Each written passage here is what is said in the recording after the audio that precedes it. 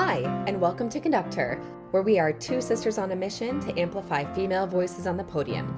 Join us as we interview leaders in the field of choral music, share resources, and build a community for current and future teacher conductors, all while exploring the gender divide. I'm Kyra Starr. And I'm McKenna Stenson. And we are Conductor. All right, good morning, everyone, and welcome to Conductor. We are so excited today to have Dr. Jessica Nápoles on the podcast with us. Thank you so much for being with us today, Dr. Nápoles. It's my pleasure. Thank you. All right, a bit about her professional background. Dr. Jessica Nápoles is Associate Professor of Choral Music Education at the University of North Texas. Previous to her appointment, she was Associate Professor of Choral Music Education at the University of Utah, where she taught coursework in choral methods, quantitative research methods, and conducted the women's chorus. Her passion is in training music education students to be effective teachers and collaborating with local schools in partnerships for her students to gain teaching opportunities. Dr. Nápoles is the conductor of the concert choir and teaches coursework in undergraduate teacher preparation and graduate research. A native of Florida with a Cuban American background, Dr. Nápoles taught in the public schools of Miami and Orlando. She received her Bachelor of Music Education, Master of Music Education, and PhD in Music Education, all from the Florida State University, under the tutelage of Clifford Madsen, Judy Bowers, and Andre Thomas.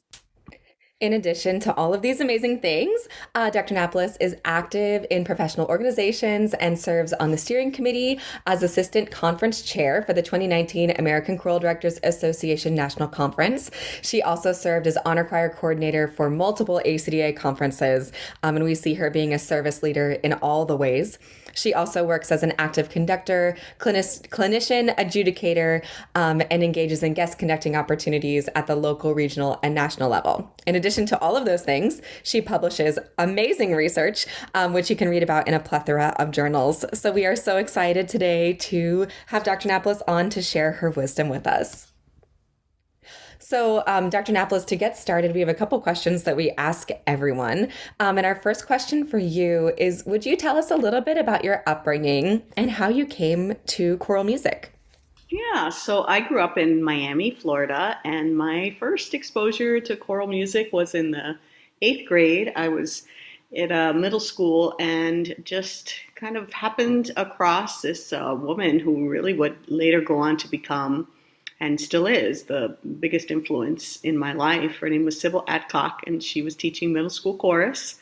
And this time with her was just really, really special because she, like so many of us in the field, was somebody who really understood that investing in a choral program was about investing in people and investing in the students that were there and the singers, no matter how small, and anything else. The important thing was making sure that they felt that there was a place for them in their program. And like I said, she remains to this day the biggest influence in my life, and I try to get to visit her at least once a year, and it's just really special to me. That's amazing. It's like you're reading our mind already, Dr. Nápoles, because we do have a question about your your mentors and people who were influential in your life. So looking forward to diving a little deeper and hearing more about that middle school director, which is so special that you are still in contact with her. That's very, very cool. Yeah. Our second question is, what event or events, plural, were inspirational for you to choose choral music education as your career? Interestingly, it was the second year that I was in choir. So now I'm in the 9th grade, and the same teacher says to me, there's this event happening at the University of Miami, and it's their honor choir. And I wondered if you would be interested in signing up. And I just thought, well, sounds interesting. And I had the opportunity to work with Lynn Gackle. And she is somebody who at the time she still had not earned her doctoral degree. So lucky me, I get to work with her. This was in 1989.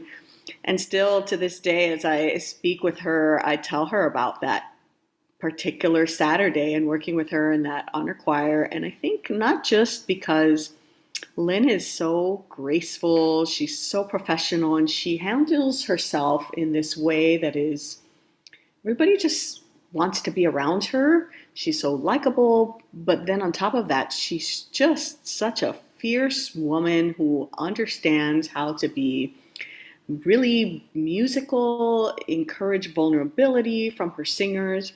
Obviously, phenomenal musician, but all of those things just at that time, was maybe 13, were so impactful and really made such an impression on me that at the end of that event, it was just really clear to me that it was something that I wanted to pursue in a more aggressive way, and in something that was a little bit more than just a fun class to take in school. One of Absolutely. the things that I think is so cool about the podcast that maybe we weren't anticipating is that as we're listening to our guests come on and speak, we are seeing a lot of through lines between some of the amazing mentors. And it was really cool for me to hear you just speak about Dr. Gackel. She was an honor choir clinician of mine when I was in college. And at that time at the university that I was at, I didn't actually have a female choral director because Dr. Apfelstadt had gone to Toronto, and we were not, Dr. McMullen had not arrived yet. And so she was sort of this linchpin figure. And all of the things from 1989 remain true today and beyond. So really interesting. You talked a little bit about your middle school director, Sybil, which is amazing. Who else has been helpful and influential in your journey through choral music education?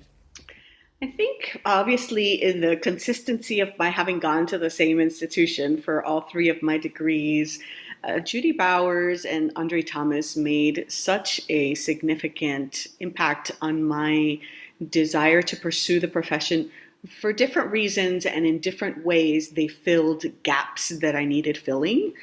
So when I think about my teaching in the classroom, I always had Judy Bowers on my shoulder. Like, she's that one that's like, well, are you paying attention to this? And are you aware of how you're sequencing your instruction? And, all of the pedagogical things. There's just no finer teacher. She is just truly special. And I think about the ways in which I was drawn to the scholarly elements of our field, and ultimately in pursuing this on the researcher side of things would have been really easy for me to stay there and just enjoy the exercise in intellectualism and scholarly work. And yet Andre Thomas was always that person for me that encouraged the connection to aesthetics and the connection to, he has such a gift for being able to connect with people and to keep everything always about how people feel. Very few people in our profession have the level of charisma that Andre does, and that's certainly the first thing that sort of smacks you right when you meet him. But it's the follow through piece of that too, which is every person that has an experience, whether it's a seventh grader in a middle school, all state, just comes away feeling like $1,000,000. And I just thought, wow, there's something to that is so artistic, right? That piece of our profession where sometimes we don't always talk about in our desire to think about musicianship and musical excellence. There's this whole piece of it in addition to that, which is how do you make students feel? And people are the lifeblood of our profession. And people that have that gift, it's just so admirable. And it is something that I aspire to. And so I think about both of those for different reasons and how they have mentored me into the musician that I am, because they each brought to it the people first mentality and then thinking about all that comes into the profession. Our profession is not just one thing. And we don't just conduct and move our hands. We do all of the people work, which really matters, right? And is not lessened by anything else that happens as technicians. I love people are the lifeblood of our profession. Absolutely. For some reason, I think some people lose that throughout their career. So yeah, it's a great reminder for everyone out there. And I don't know, we keep coming back to this idea of community, particularly in the last few episodes that we've recorded. And there's just something so unique about touching other people's lives through music and then in turn receiving that back for yourself. Like it's so cyclical and it's just amazing. And that's why we do it. So And for anyone who has not had the privilege of stepping into a rehearsal led by Dr. Napoles, you see that completely. It is one of the most beautiful things to watch her work. And so I hope everyone out there gets a chance to see her in her element because it's incredible. Yes, we should have clarified that once again, McKenna is a student of Dr. Napoles. So we didn't mention that at the beginning. Lucky for us. She's amazing. You're both amazing. We're all amazing. We're doing it. All right. So, Dr. Napoles, you kind of led us into this question a little bit in talking about Florida State and your mentors there. We were wondering if you could talk about timing in terms of deciding when to return back to school to pursue higher education and maybe dive into a little bit why you wanted to stay at FSU. Yeah. So from the start, most of my thinking was about how I could maximize the financial benefit to being in college without, being saddled with a lot of debt. And I knew that I was not going to be receiving a lot of help on the parental side of things. We were just, not in that kind of a position. And so staying in the state was exciting as an opportunity to be able to keep things that were state specific in academic scholarships. And Florida State University was a place that I just knew had a really great reputation. And in Florida, it was like the place to go. And also we had the year before, my junior year, Andre Thomas was an all-state clinician for the high school group. And so people knew about him. I certainly had. I went to the camp that Florida State has over the summers.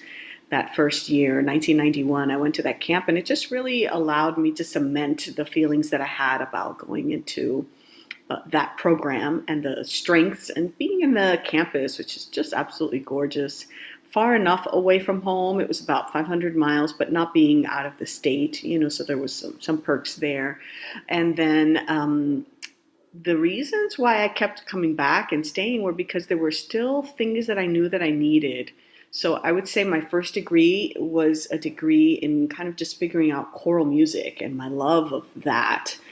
By the time I went for a master's degree, it was the very first year that Florida State had started its summers only program. Now they've proliferated across the country and are much more available. But at the time, it was a relatively new thing. And Judy Bowers was starting the program, and she grabbed a couple of us at the State Music Ed Conference. It was like, you need to come. You need to come. And we're like, we're going to do whatever you tell us to do. And so we started the Summer Masters program in 1998. There were 6 of us. And then since then, it became a program with many more states represented, et cetera. But at the time, it was just mostly alums. And it was a wonderful time for me to start because I think after you finish undergrad and you start teaching for a few years, you start to come to the place of, I now know what I don't know. And that's an important reason to sort of fill the tank back up, right? I now know that there are things that I still don't understand enough about. Okay, I need to go back to school. And because it was a summers only program, it was much more affordable, / all of the things that come with not having to give up my daytime job to pursue this. And then the doctoral program was a time for me.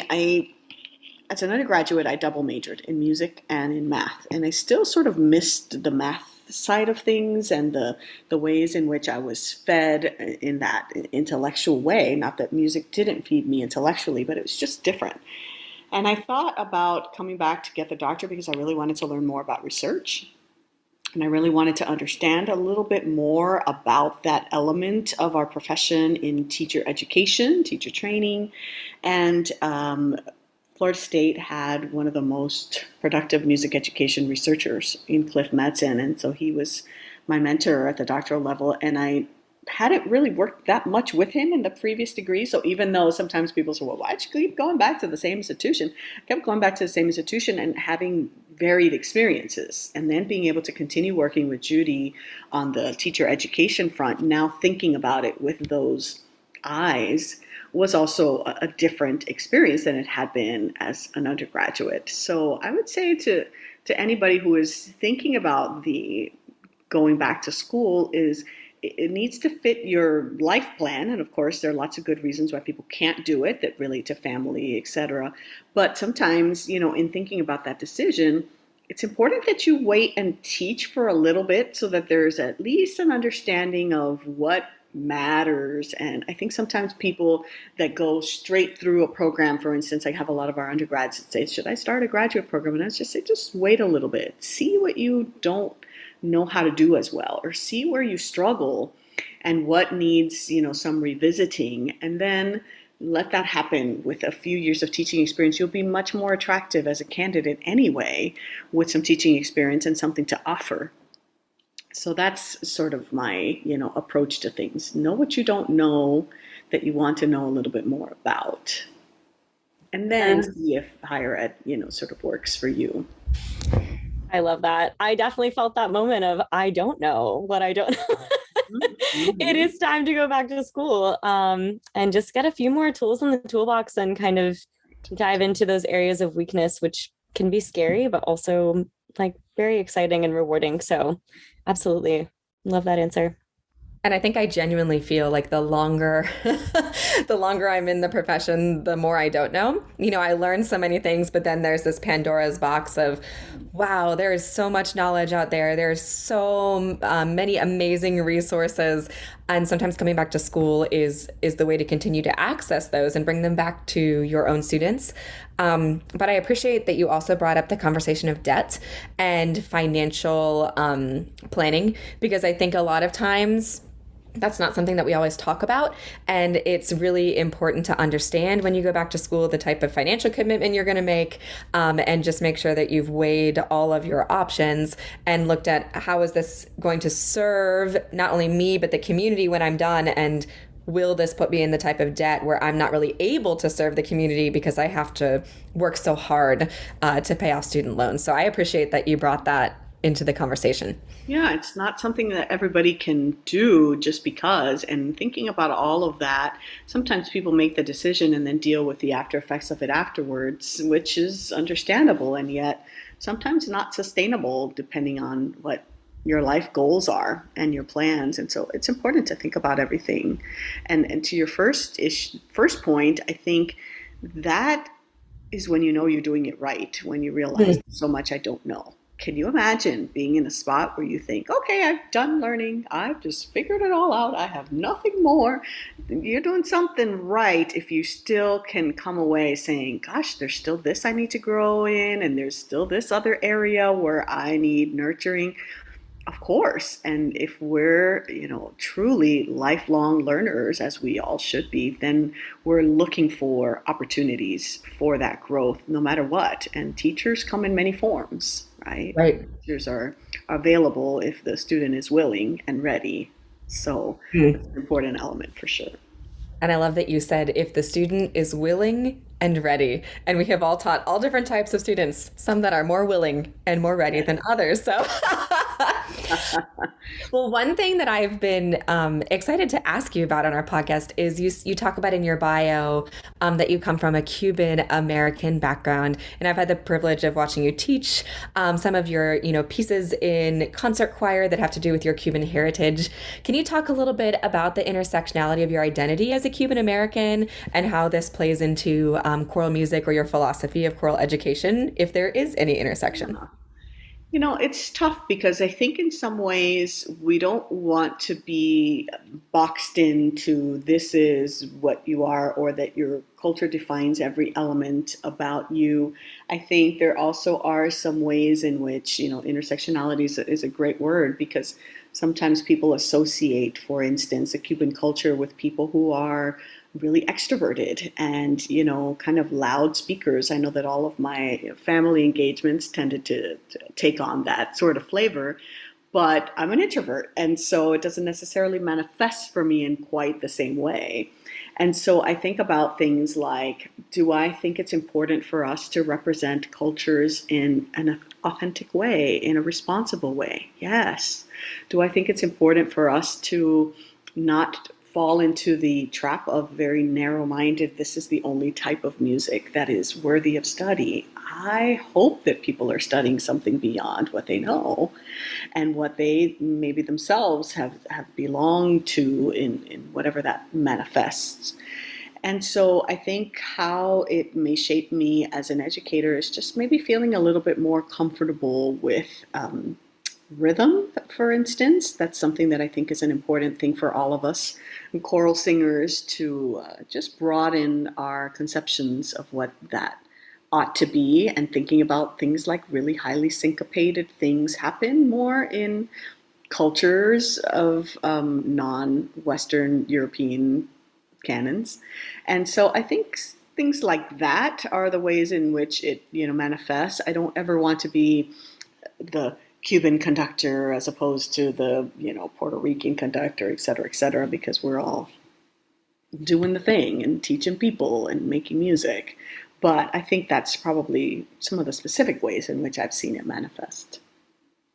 Absolutely. We were just interviewing someone the other day who was talking about the concept of like culture bearers, and a culture bearer can choose whether or not to, open themselves up to you, but that's going to be part of their identity. And like, it's our job to receive them, and,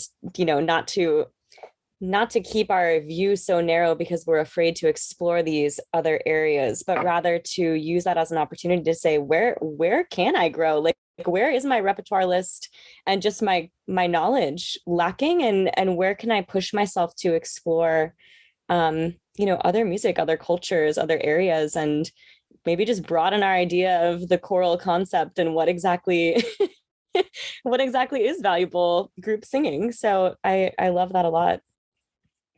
I'm gonna maybe move our questions around a little bit.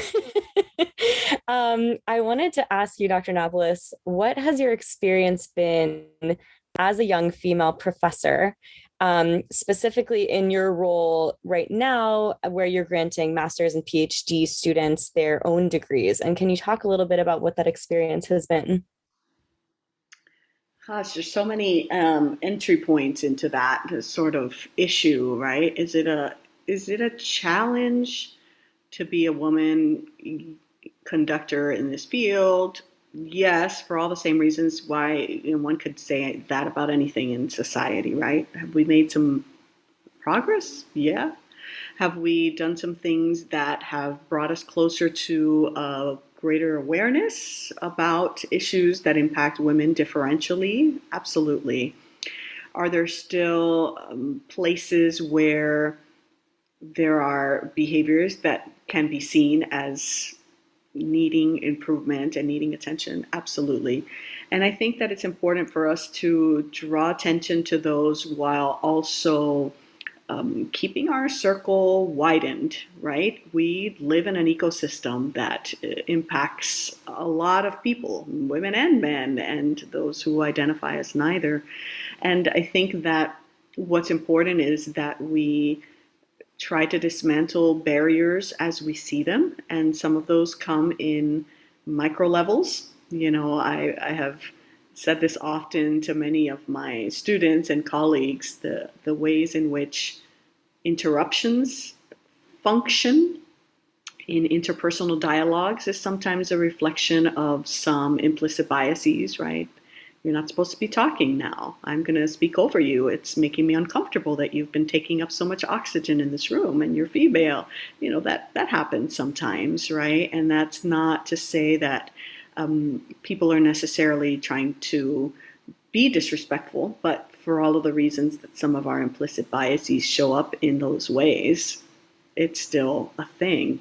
And I think that we have many people in our profession who are great at building bridges and sort of speaking the language in ways that continue to broaden our circle. I don't think we ever want to get to a place where it's us versus them, or, a very specific antagonistic kind of relationship, right?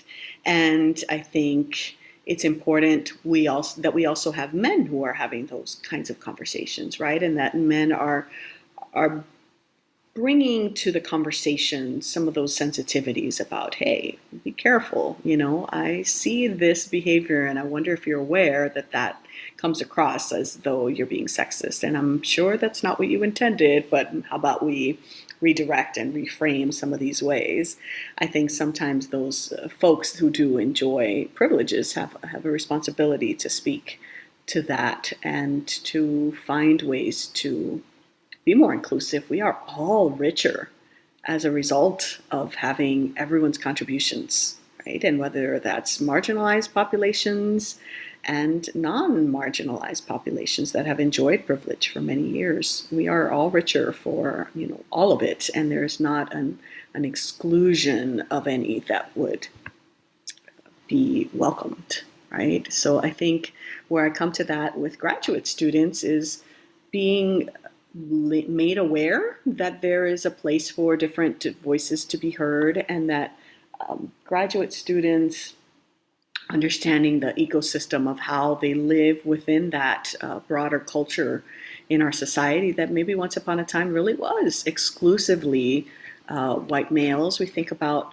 maybe a lot of people's first all-state conductor was, and maybe some people didn't get the privilege that we had, of working with somebody like a Lynn Gackle or a Judy Bowers.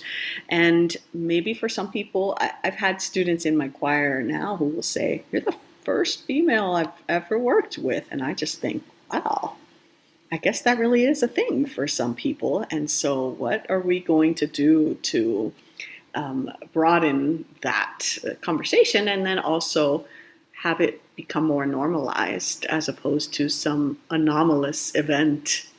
That's a responsibility that also falls to us. But interestingly, I think the newer generations of doctoral students are a lot less old school, if you will, about what that looks like and what choral excellence represents, both in terms of music repertoire performed and ways, again, that we can just broaden the circle. So I guess the short answer to that is just anything that we can do to draw our circle as wide as possible without excluding others. That's our goal, and that's what we hope to impart to graduate students, undergraduate students, colleagues, etc. All of the above. I love the notes that I'm taking. As you're speaking, I'm continuing my Dr. Napoles note page. I thought that there were a couple of quotes in there that, just to bring it back to the listener, you mentioned trying to dismantle barriers as we see them. And that's one thing that I know I've been really grateful to watch in my time at UNT with you, to see you not be afraid to say, well, let's just go back and talk about this really quickly. And that's something that I am working on, the advocacy of not only self, but advocacy of others in a way that's in real time. And I think that it's easy as we grow up to apologize for taking up that space or wanting to have that conversation. And so if anyone out there is still struggling, you are not alone. But Dr. Napoles has given us some great wisdom to have that conversation, which I really appreciate. This kind of segues into a question about collegiality. And collegiality, this is one thing that I really enjoyed in my time at UNT, is the emphasis that really, I think, stems from you, Dr. Napoles, about how to be a good colleague and what does it look like to be a good colleague. So how did this come to be sort of at the forefront of how you mentor graduate students? And how do you think that we can continue to be good colleagues? What are some ways that we can do this in the field beyond higher ed? Yeah, I think it comes with that intentionality. And I think that my mentor, Judy Bowers, was very intentional right from the undergraduate level and certainly at the graduate level, that you all will be in each other's worlds for a long time, and it's important that you prioritize collegiality.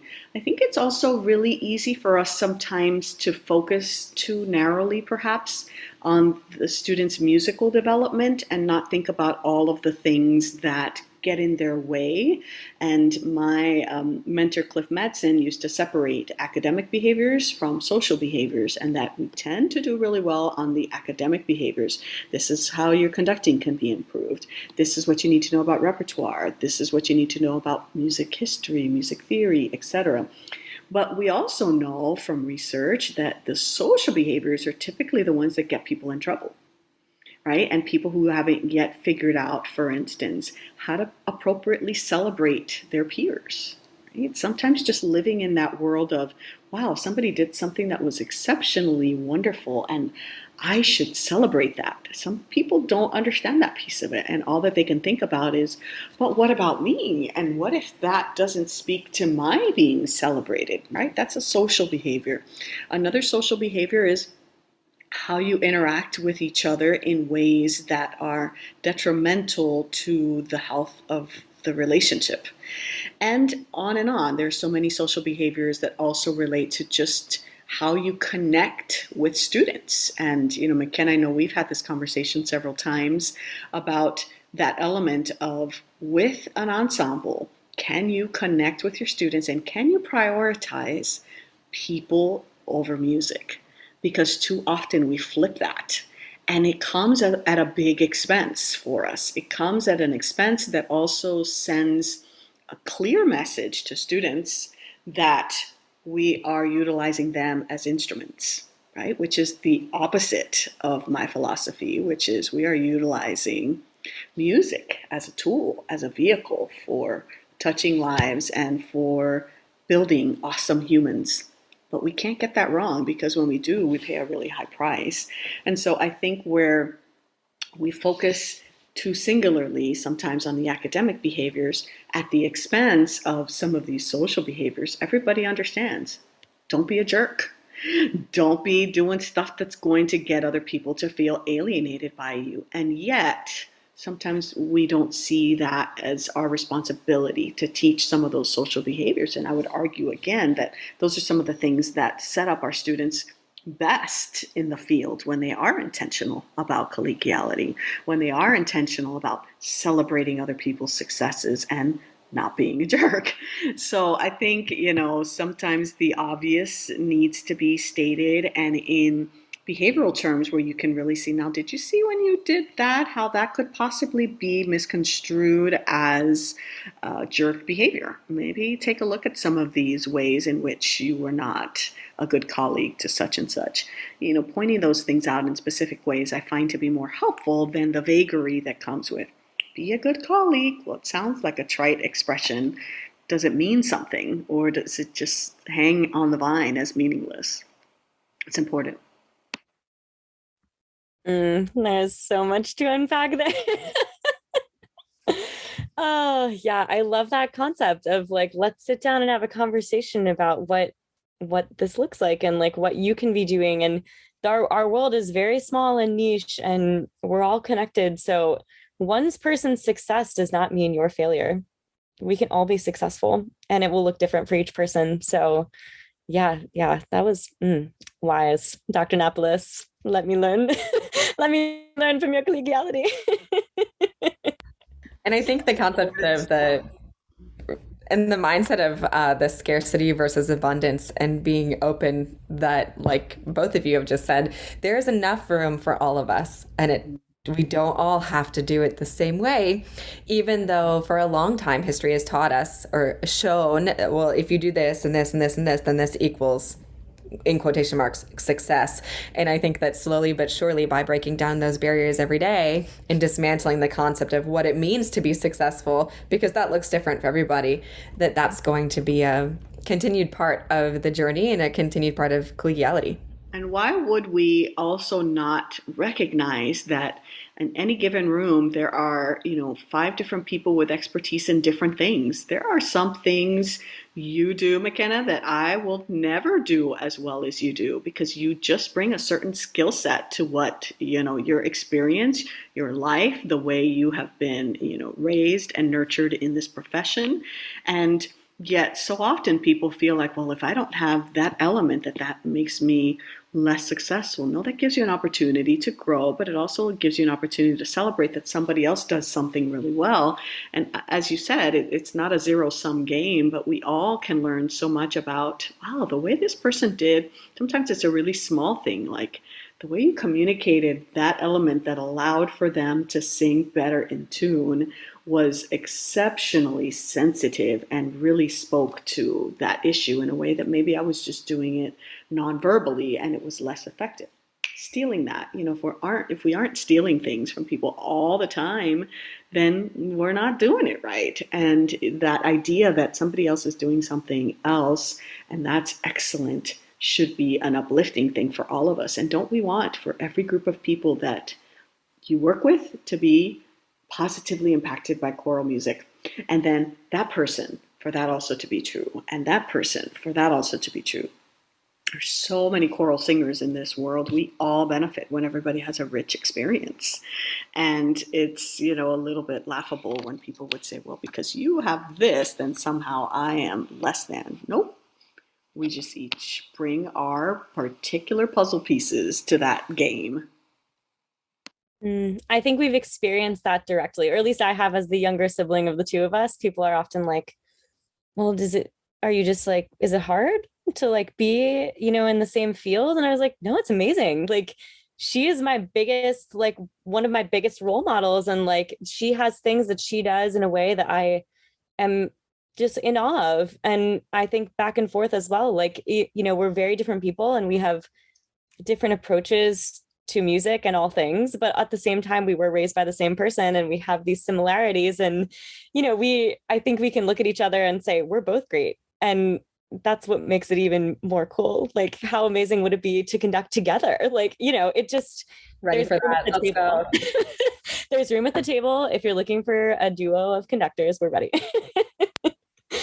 I wanted to kind of circle back to something that you said earlier, Dr. Nápoles, that plays into our next question that we had planned. And you said you didn't want to be labeled as a type of conductor, I think is what you said.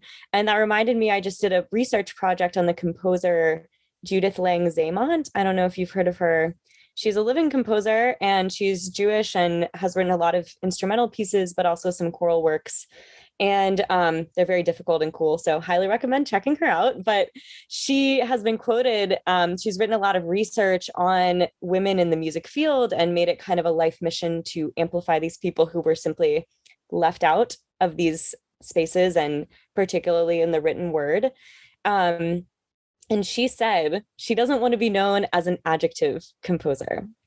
So I loved that and quoted it in my presentation in class. And I think it's important to remember that, especially in the light of this podcast. We have interviewed a lot of female identifying people because that's our life and our world that we're living. And I think it's important to raise up these voices, but at the same time, not simply, we don't want to be in a box. We just want to say, hey, like this is sometimes still seen as a negative and we want to change that.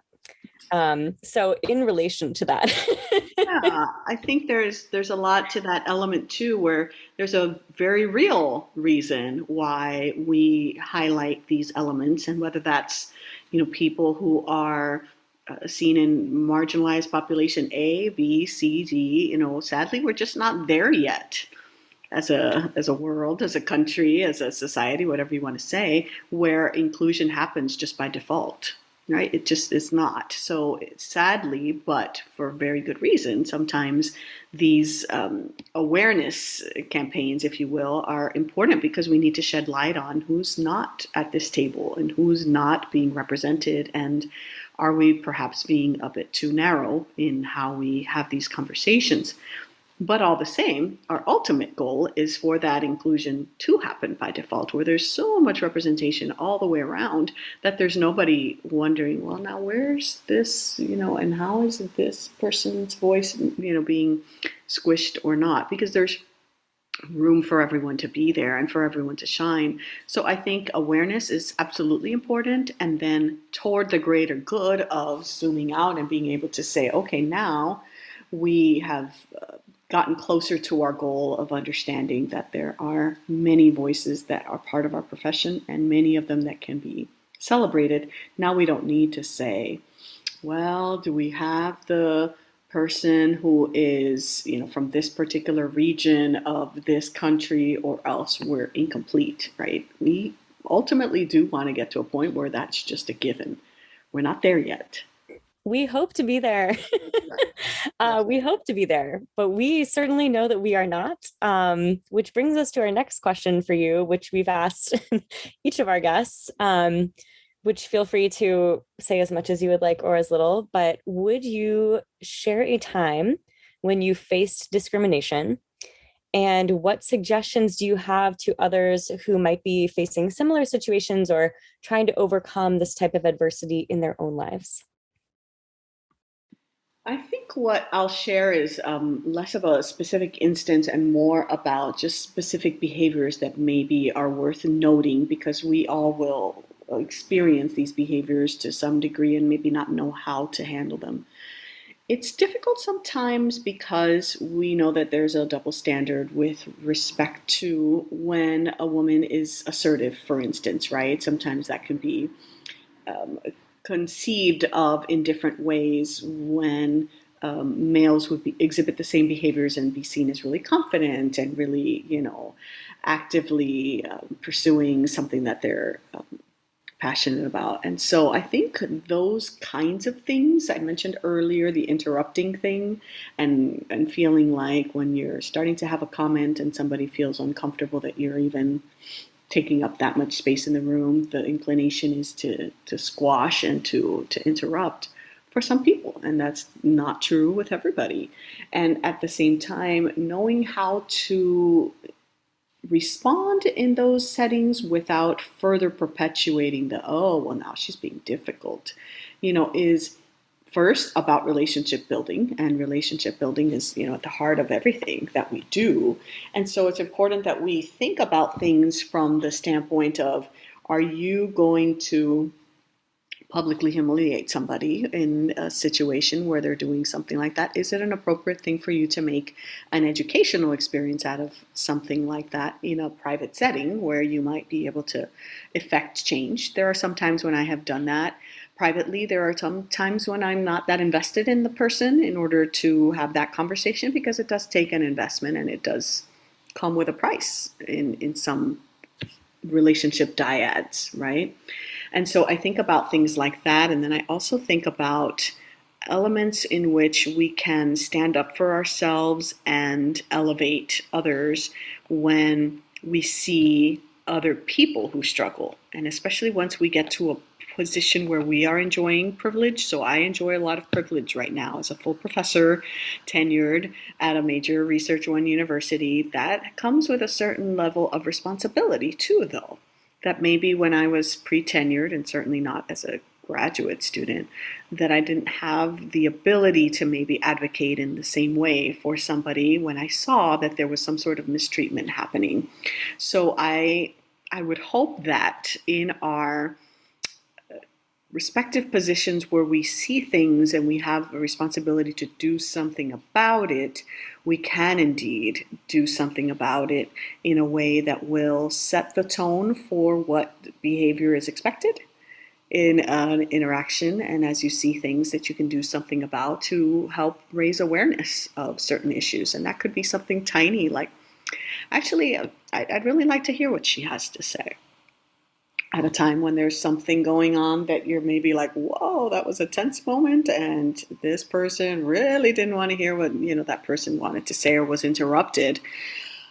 Take the moment to say the thing that might really make a difference for that person feeling empowered, and for somebody else. Sometimes it's not what you're doing for that person, although that's important. It's for the other people that are observing in the room to be able to say, oh, that's how we do it. That's how we set people up for success. And that's how we learn what to say in a way that doesn't come across as though my only investment is in that moment. It's the planting seeds that we all do as educators, right? It's the, now I'm paying attention. I had a conversation one time with somebody where I said, did you notice that in every one of the interactions when this particular woman went to speak, she was interrupted? And this person was, kind of a little bit shocked. But then afterwards, in a different interaction, I saw him do something about that and say, actually, I'd like to hear what she has to say. And so I was really excited that that was seen, again, because it's a relationship building sort of thing. And it was somebody that I was invested in, that I could say, there was some change that came about as a result of that interaction. Something positive happened to change that person's behavior later. And then somebody in the room saw that and went, oh, I guess that's what I could do as well. So it's all of the seeds that we plant, but then it's also the small behaviors. So I want to make sure that we're not exclusively focused on the macro level, but also thinking about those small ways in which these sorts of things can be brought to other people's awareness. I feel like the last 6 minutes that you just spoke should be the start of your TED Talk. And I will be a huge advocate for that to get out there and become a thing.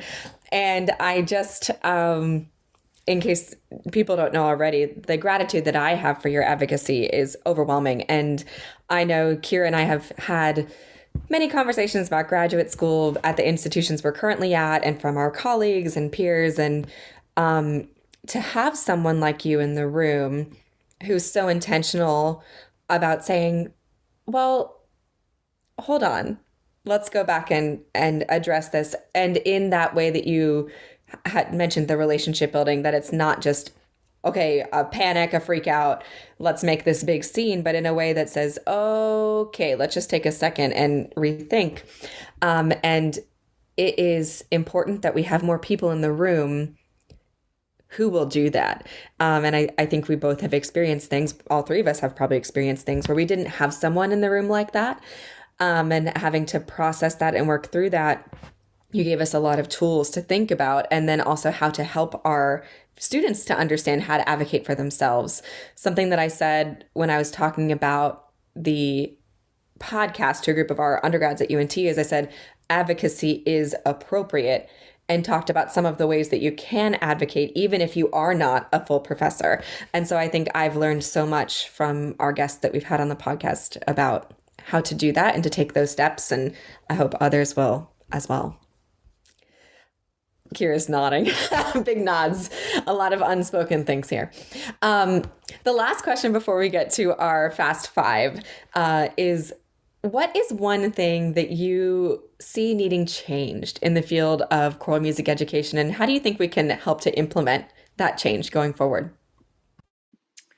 I think the change that is needed is to fall away from some of the things that fall exclusively under tried and true. It's always been done this way, and therefore we should continue. And expanding that notion of what counts as real music. You know, for such a long time, there was this poo-pooing of certain genres of music, certain time periods of music, etc. And I think that we have made big progress on that front, but I think that we can still continue to advocate for new voices coming through and reconceptualizing maybe how we define the canon and how we continue to expose our students to experiences that are maybe not just exclusively what we learned in our choral literature classes, for instance. That's great. Great advice.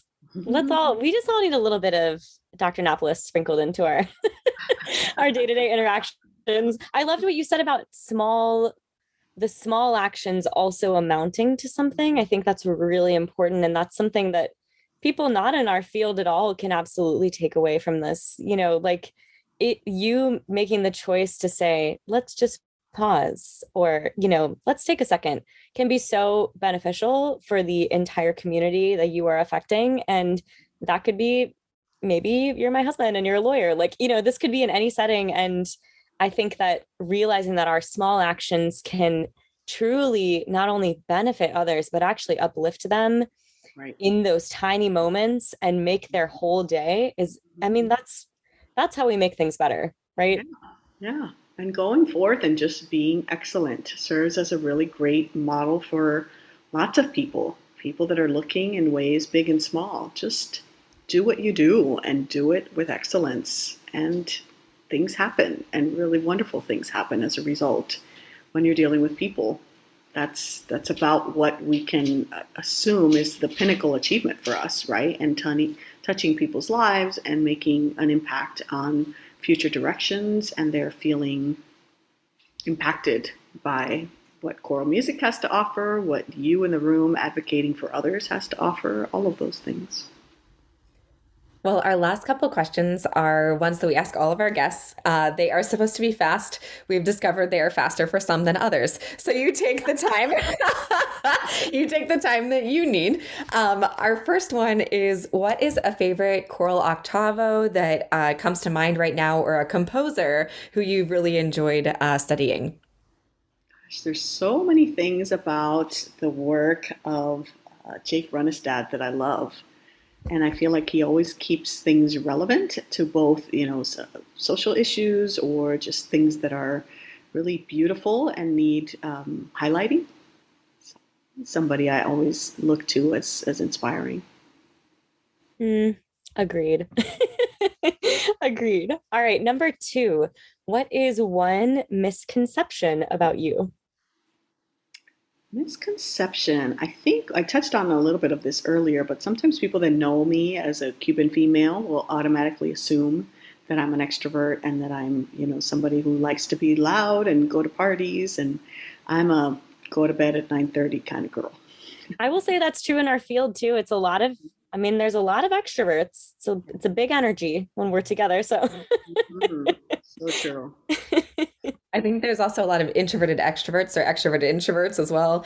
I know I think I used to identify as a full-blown extrovert, and now I'm like, I don't know anymore. I think I am extroverted, but if I don't have the recharge time, I definitely can't serve people as well. So that's been a journey. And it's been great to see more introverts in my life because I learned from my introvert friends. I'm like, And sometimes we just have to learn how to adapt, right? And be those ambiverts because it's just an important thing. This situation calls for this.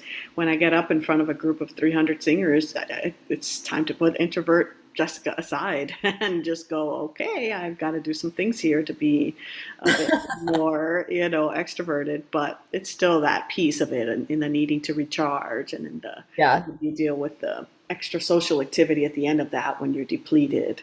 That's where it shows up.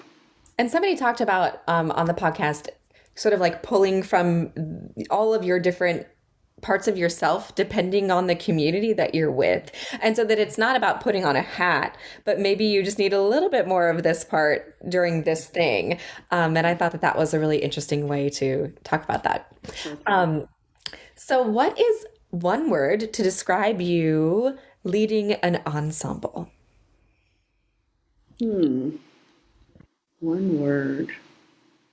Say committed, in that whatever that task may require, that's what I'm committed to, whether that's at that moment keeping students engaged, whether that's at that moment helping students to love choral music a bit more. And sometimes it's just committed to their musical growth or personal growth or, any of those things. But I say committed, that's something that is important at any given moment. That's a great one. Great answer. Number 4 of 5 is, what is a favorite choral memory? Gosh, so many. I think about that first honor choir that I discussed that was just super special. I also think about just in my own teaching. I used to teach at a middle school in Miami, and there were so many just students that were, I taught at a high gang activity kind of a school, and there were so many ways in which I learned, for instance, the very small thin line between somebody joining a gang and somebody joining a choir, and just that need for a social experience. And some of my memories that come about as a time in that school, Jose Marti Middle School, was some of the students who were just those really hardcore, rough kids who you knew very easily could have been swayed into joining a gang, etc., that just made a choice to be really excited about choir and coming into that experience. And, lots of memories at the college level. And of course, we remember the tours we took with our friends and those kinds of things. They'll always make a mark and stay with us. That is really impactful. And I think especially going back to that concept of choir as the social outlet and how that line is so thin, whether it's a high gang activity community or whether, it's some other choice, even in terms of choice of another elective, to take it to that point. And we have a lot of young teachers that listen to the podcast, and I think that there's a lot to take away from that answer. Yes. Speaking of teachers and people in the field and people that are just getting their footing, one thing that we ask people to share is a choral blooper. I think we all recall a time where we may have made a choice or something happened to us and we're like, we can never do this again. We can't keep going in the field, but we all have one. So if you can think of one, we'd love to hear your choral blooper. I think this one is a little bit less catastrophic, but it's something that I remember just because it happened recently.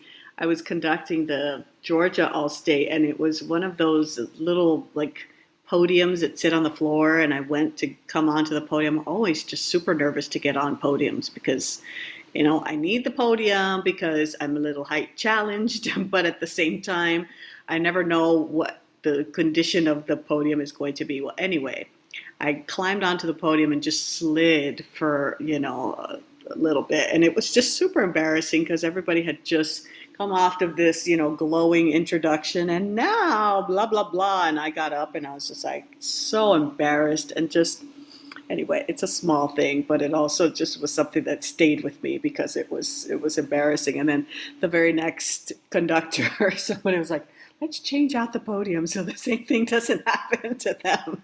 But you have to be so graceful and you have to be so, understanding that in the big realm of everything, those kinds of things, are less important.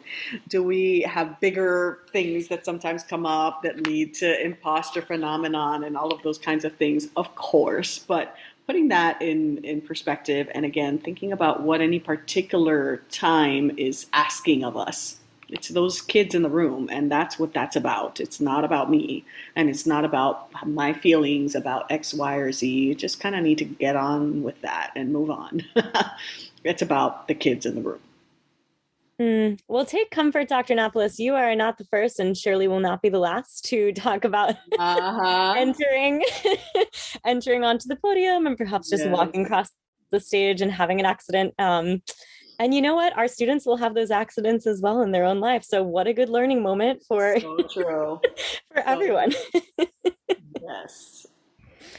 Well, we are so thankful for your time today. I know that our listeners are just going to soak up all of the wisdom that you've offered today. And we're so appreciative of you sharing your lived experiences and helping to inspire this field. We're so grateful. And if you haven't seen our social media, feel free to check us out. We are conduct.her.pod on Instagram or conduct.her on Facebook, and you can read more about our amazing guests online. So we hope you'll check us out. Thanks so much for listening. This has been Conductor.